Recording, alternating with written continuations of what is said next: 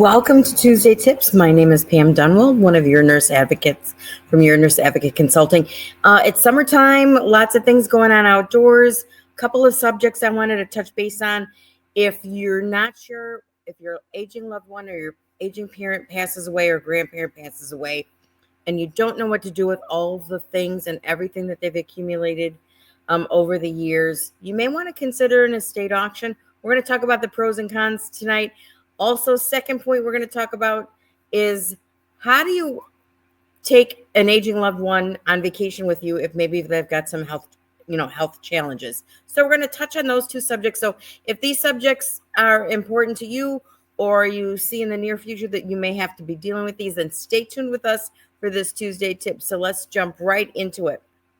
So number one, we spent Saturday at my in-laws' estate auction. And so a lot of planning.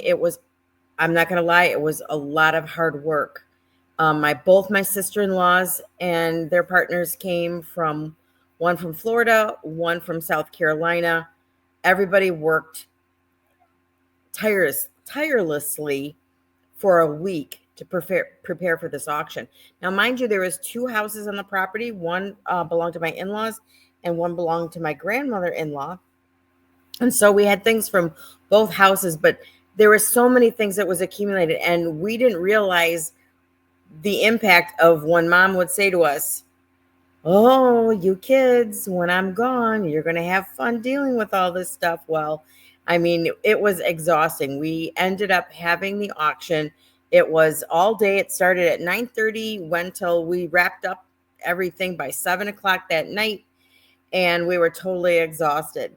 We had wagons. We had just my husband's auto repair shop is moving because his auto repair shop is on the site of his parents' home on the estate. So once that is sold, we have it on the market now. He's going to have to move his auto repair shop. So we put a building up at our house about 15 minutes away from there. And so lots of things are going on. And the reason why I'm sharing this story is for a couple of reasons. Number one, when you have a large family, she had over 20 grandkids. You know, when you have a large family and everybody wants something, you know, there's grandkids that are in multiple states. Some grandkids got to pick things personally.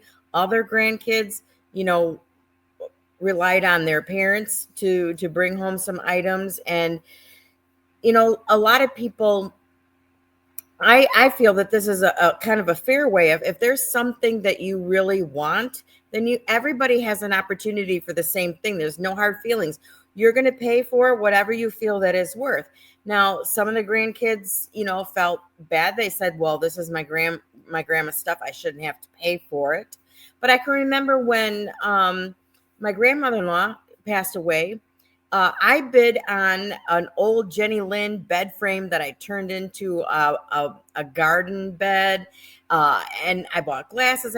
Those were things that I wanted. And I didn't feel bad wondering if somebody else wanted them because no one else bid against me. So when I bid on something and I purchased something, I knew that no one else wanted it. Otherwise they would have bid or outbid me. So I really do think that can be a really fair way of distributing things. And one thing might not mean something to another person, but something else may mean a lot. So you have an opportunity of what, you know, means the most to you and what means, you know, what memories are attached to those things that you'd want to purchase. You know, it was a long day. We had to box everything up. And like I said, it was grueling. But on the flip side of that, look at it this way. You could hire a junk crew to come in and just take it all out. You can reach out to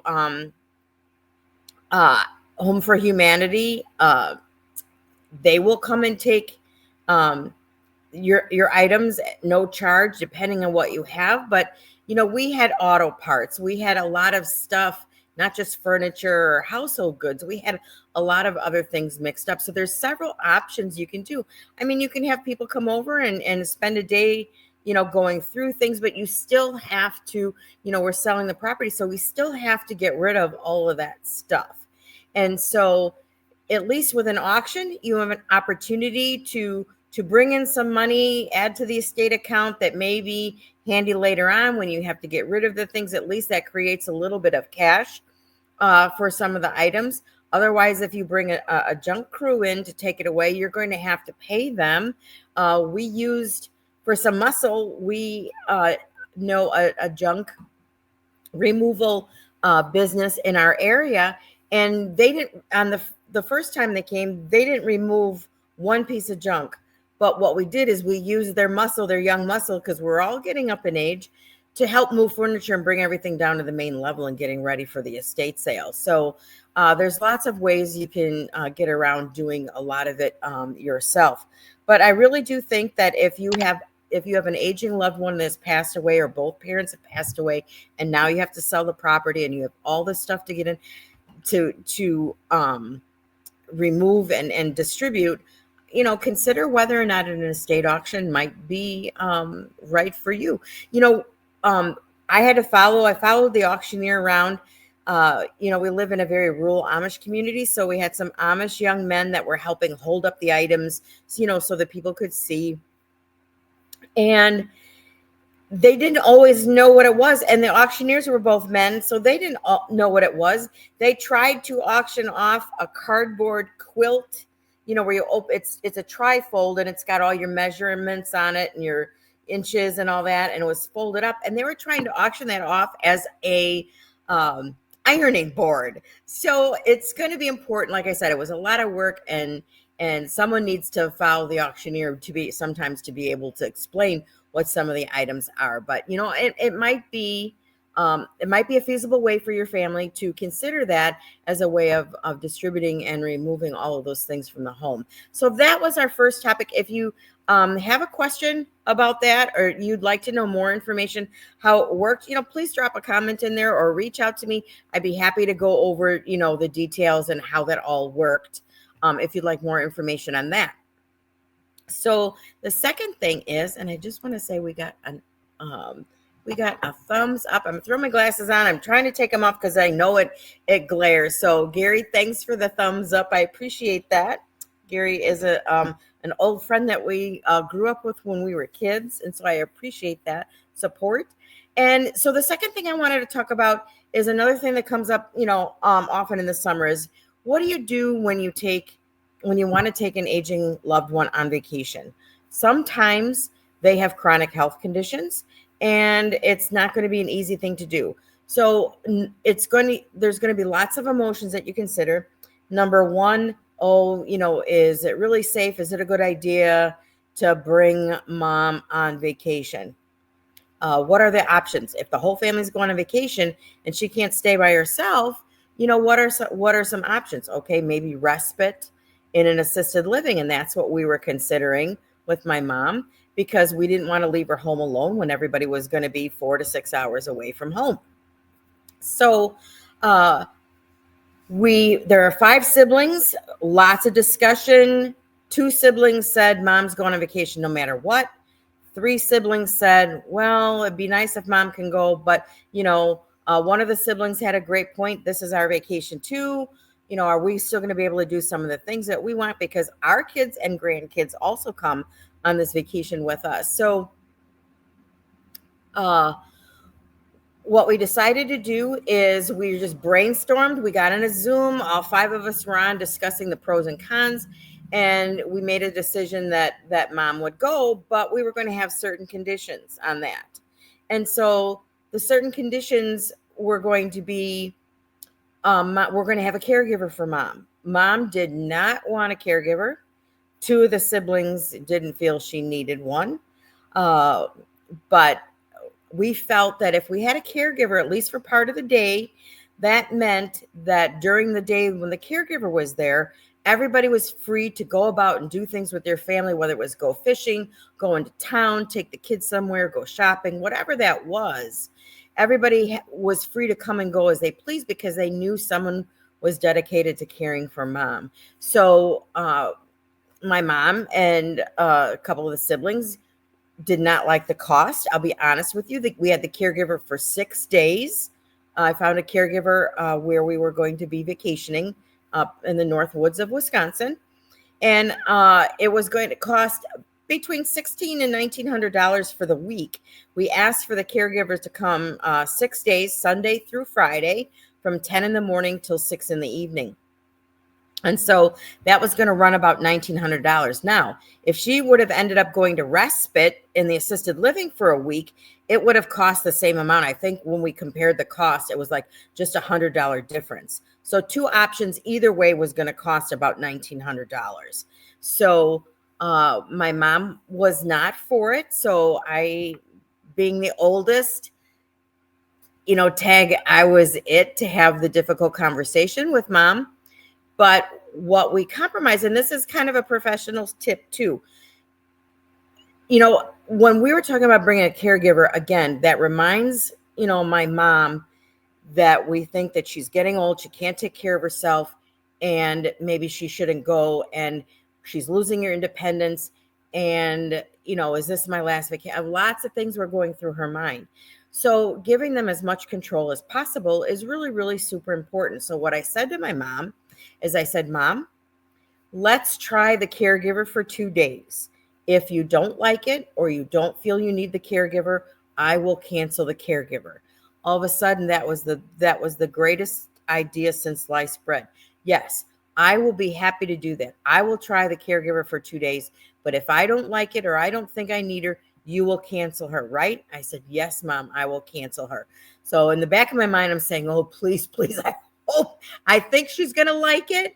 But again, it's got to be part of their idea. If you don't have their buy-in, they're just getting frustrated with you. So caregiver came.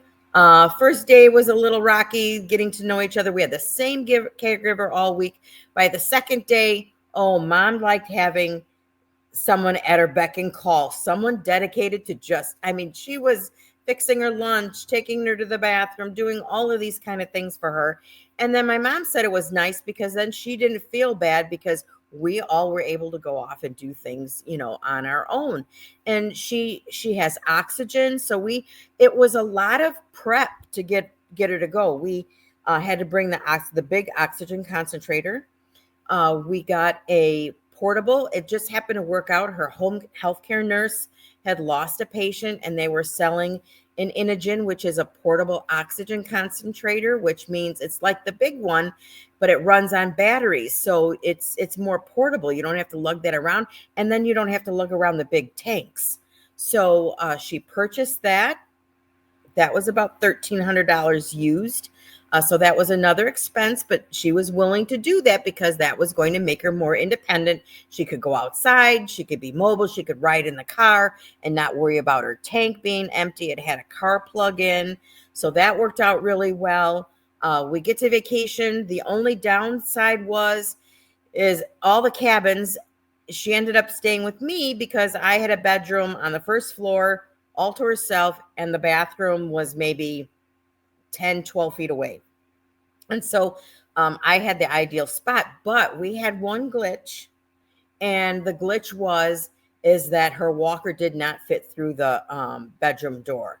So she had her cell phone on her nightstand. She had her BiPAP machine, all these things with her. She would call me every night between 3 or 4 o'clock in the morning and say, you need to help me get in the bathroom, because I would have to fold up her walker, get it through the doorway, open it back up, and then she could get to the bathroom. So I was exhausted. I had a hard time going back to sleep after that.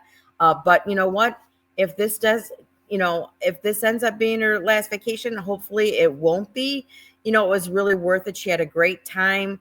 She enjoyed the caregiver. She's already talking about going on vacation next year and hoping to hire the same caregiver back as she had this week. And so it really worked out well. And it was well worth the difficulty of pulling it together. We had each of us took a piece of organizing it. My sister went over and packed her. She's the nurse practitioner.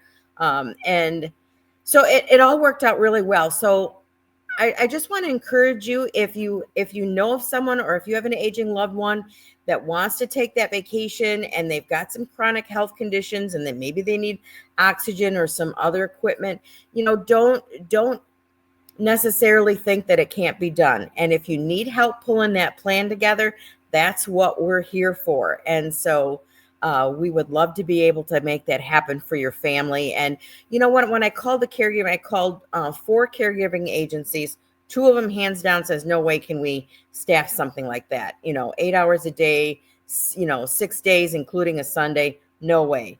The 3rd agency said, well, we might be able to, maybe. The 4th agency, which happened to be the first agency I called, they said, what an awesome idea that you're trying to bring your mom on vacation. We will do whatever it takes. And I was talking to the owner of the home care company. She says, I don't care if I have to come out and do it myself. We want to help you bring your mom on vacation. So that's the kind of agency that you want, someone who's going to help you make it happen. And so we were very, very grateful. It worked out really, really well. So that's going to wrap up this week's Tuesday tips. Again, if either one of the scenarios, the estate auction or taking an aging loved one on vacation, if you have any questions about that or would like a little help or more information on how any of that works, please drop me, a comment or reach out to me, on Messenger. If you want to send a private message, that would be great. We'd love to help you. And otherwise, please enjoy your summer. Have a safe summer. Make sure our aging loved ones are staying hydrated. As we age, our thirst mechanism kind of dissipates, so they're not as thirsty. So please encourage them to drink during this hot weather, even if they say they're not thirsty, because we don't want them to get dehydrated. So that being said, we will see you next week at another Tuesday Tips. Thanks for stopping by. Thanks for the love, and we'll talk to you soon. Take care.